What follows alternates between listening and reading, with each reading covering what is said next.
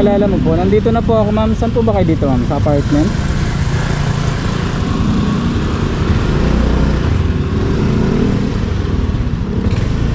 O dito kayo sa looban ma'am?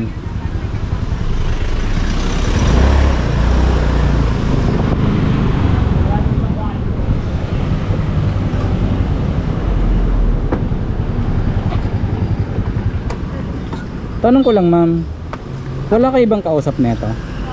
O siya lang? Siya lang po. Tapos tawag rito, wala kayong usapan ng GCash transaction? Wala po.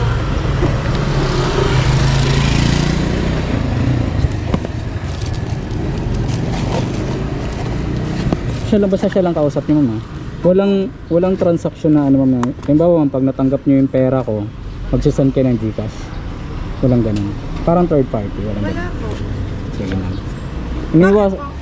may sa mga ganito kasing abono ma'am, kadalasan di maiwasan kasi may mga scam. Halimbawa ma'am, ano ba, diba binibenta mo to, may magpapanggap na buyer na sasabihin sa'yo na ako ay maghahanapan kita ng buyer, tapos papatungan ko yung presyo mo, tapos Lang kuya, actually may nagchat-chat. may ganon, ay scam to pag ganon ma'am. Oo, may nagchat-chat. Wala Hindi nang ko lang scam. siya pinapansin. Scam to pag ganun. Halimbawa ma'am, nakuha mo yung 2.5 ko, may isasend ka sa kanya na pera, wala?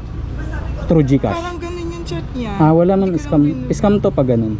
Ano, scam ka kuya? Scam to. Hindi ko to kukunin. Halimbawa ma'am, ang gagawin niya nito, lalo na yung address, Pioneer sa condominium. Oo. Ganito to ma'am, di ba pinost mo to online? May magpapanggap sa'yo na buyer. Tapos sasabihin sa'yo, ma'am, hahanapan ko po ng buyer yan. Tapos mga ilang minuto lang, kakuha na siya ng buyer. Magkano unit price nito ma'am? Nung binili ko kasi yan, actually 2,000. 2. So yun ma'am, sasabihin niya, sige 2,000 unit price mo, tatawad yan. Magkano last price mo? Hindi ko pa nilast pricean yan. So yun ma'am, yung 2,000 pinaka price usapan nyo. Tapos yung 500 isasend mo sa through GCash. Yun yung sabi niya. Hindi, scam to. Wag kang Yung makipag... isa, dalawa kasi actually nagchat-chat sa akin. Iisa lang yan sila ma'am. Nilabutan ako. Iisa lang yan sila, wag kang makipag-transaction, scam yan. Sa booking niya pala ma'am, nakikita ko na eh. Madalas ako na-encounter ng... Madalas ako nakaka-encounter ng... Recorded tayo ma'am ha. Sige Nag-vlog po. din kasi. Ayun ma'am, pag mga scammer, mahilig yun silang mag-ganyan, mag-message ng kunyari ganyan, ng mga ganyan. Ito yung nag-book niyan ma'am. Scam to. Ayan. Pag mga ganyan ma'am, scam yan. Mga ganyan na. Ito yung nag-book niya sa'yo. Walang pangalan yan. Ito. Walang pangalan yan.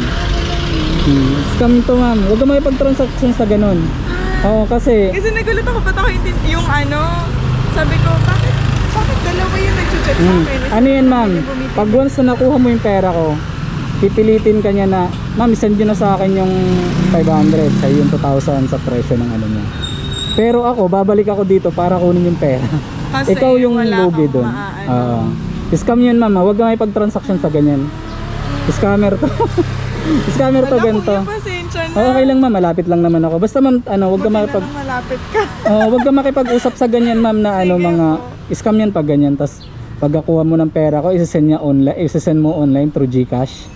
Ay, scam yan pag ganyan. Salamat kuya, pasensya. Oo ma'am, kasi pag ganyan ma'am, syempre ikaw yung seller, babalikan ka namin para kunin yung pera namin. Tas ikaw, na-send mo na yung ano, di ba? Oo nga, lugi ako din. Huwag kang Kaya ano ma'am. maraming salamat. Oo. Hindi ko po alam. Anuhin mo na to ma'am, ano mo na, i-block mo na yan. Nagulat lang din ako kasi sabi ko, ang tagal na nito. May biglang nag-chat.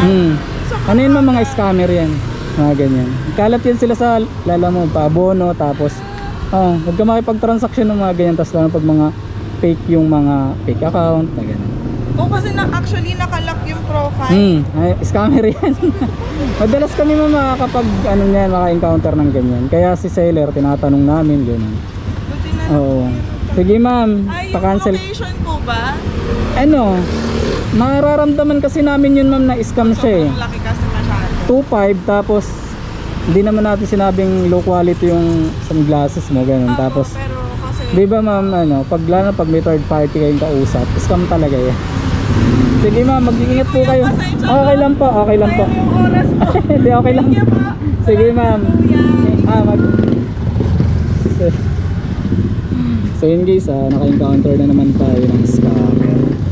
So yung booking na yun guys, abono yun 2.5. So yun, ang booking nun sa Pioneer lang, condominium, puno.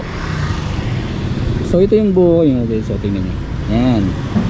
Kaabonuhan ko yung sunglasses ni ma'am ng 2.5. 2.5, tapos ang unit price ni ma'am dun is 2,000. So may commission si scammer ng 500. So yun, din natin kinuha yung first booking na yun.